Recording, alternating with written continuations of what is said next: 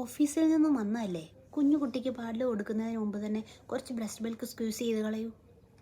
ഇങ്ങനെ നിങ്ങളുടെ വീട്ടിലുള്ള പ്രായമായവരോ നിങ്ങളുടെ ചില സുഹൃത്തുക്കളോ നിങ്ങളോട് എപ്പോഴെങ്കിലും ഉപദേശിച്ചിട്ടുണ്ടോ?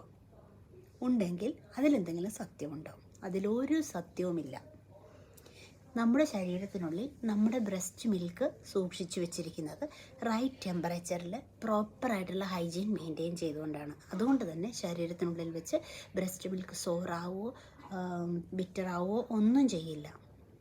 നിങ്ങൾ ഓഫീസിൽ നിന്ന് വന്നു കഴിഞ്ഞാൽ ഉടൻ എത്രയും പെട്ടെന്ന് നിങ്ങളുടെ കൈകൾ വാഷ് ചെയ്ത് നിങ്ങളുടെ ബ്രസ്റ്റ് ക്ലീൻ ചെയ്ത് കഴിഞ്ഞ് നിങ്ങളുടെ കുഞ്ഞു കുട്ടിക്ക് പ്ലീസ് ഫീഡ് കൊടുക്കൂ. ബ്രസ്റ്റ് മിൽക്കിൻ്റെ ഓരോ തുള്ളിയും വളരെ വിലപ്പെട്ടതാണ്. അതുകൊണ്ട് തന്നെ ഒരു തുള്ളി ബ്രസ്റ്റ് മിൽക്ക് പോലും സ്ക്വീസ് ചെയ്ത് കളയേണ്ട കാര്യമില്ല. നമ്മുടെ സമൂഹത്തിൽ നിന്നും ഇത്തരം തെറ്റായ ധാരണകൾ നീങ്ങിപ്പോട്ടെ.